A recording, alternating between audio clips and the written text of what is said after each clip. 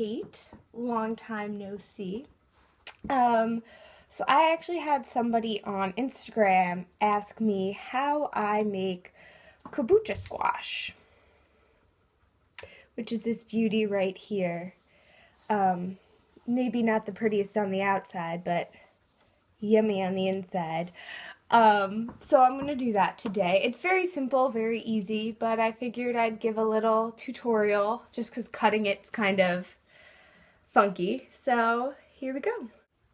Alright, so the first thing I'm going to do is put it in the microwave for 3 minutes just to let it soften up a bit to make it easier to cut.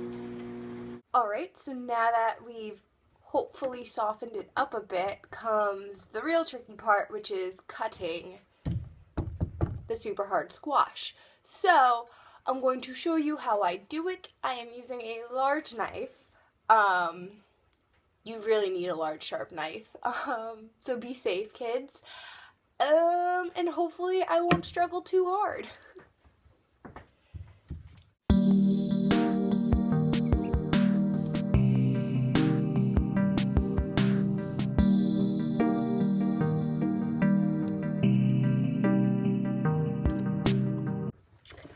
So, once you get it in half, you're going to see that there's lovely squash guts inside. So what you're going to do is get a spoon and just scoop them out, throw it in the trash.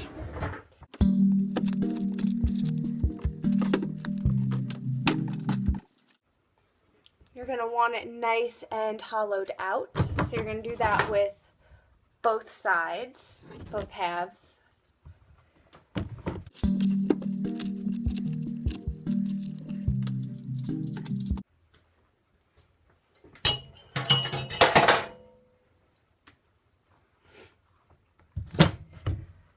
So next part you're gonna cut off the stem and kind of this little rind because you obviously don't want to eat that.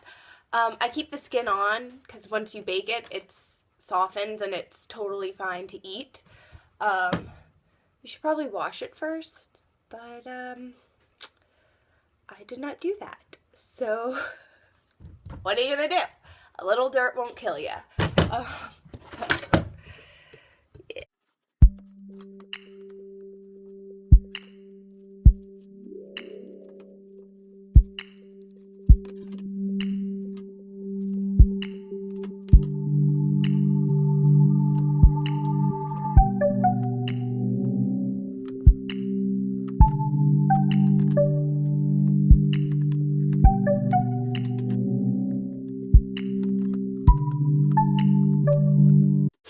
Alright, so next comes just slicing up the squash. So you're just gonna kind of make slices.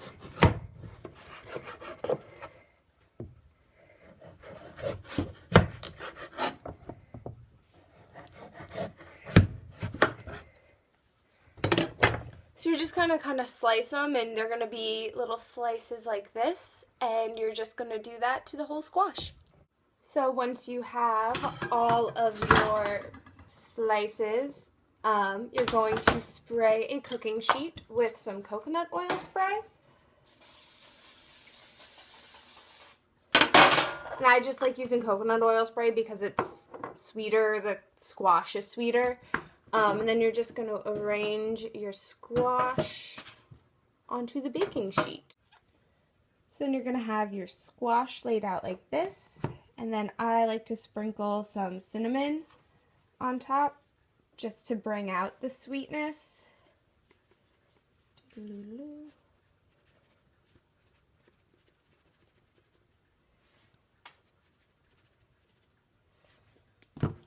And I have the oven preheated at 375 just because I'm also going to be cooking some red roasted potatoes at the same time, so there's going to be a lot in there.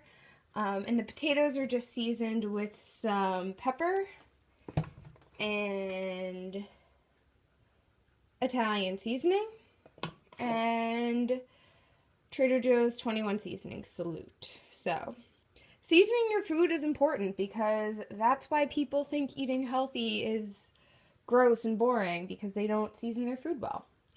So I'm going to pop these in the oven. I actually have a lot more squash, so I'm going to make another baking sheet. So I'm going to just throw it all in there, and I'm going to bake for 20 minutes, and then I'm going to flip and bake again for 20 minutes.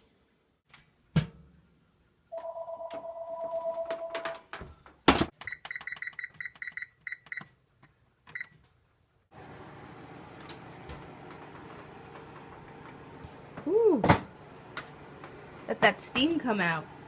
So when they were halfway through, I actually flipped what was on top and what was on the bottom, just so things could cook a little evenly.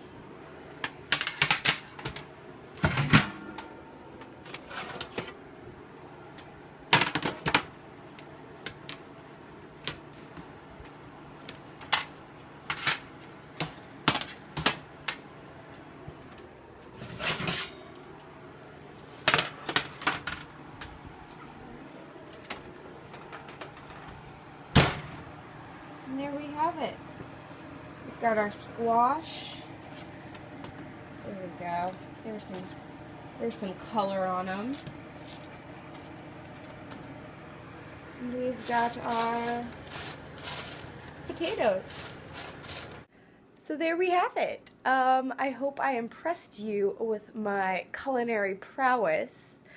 And I hope you learned how to make kabocha squash because it's really good and it's probably the most macro-friendly squash out there. I don't remember exactly off the top of my head, but the carbs are like really, really low. Like 100 grams is like, I'll put it down below, but they're really good macros. So yes, so I hope you enjoyed this. Let me know what other kind of content you want to see. If you want more cooking videos, I can make more elaborate recipes than just baking some squash. And be sure to like and subscribe to see what else I come up with.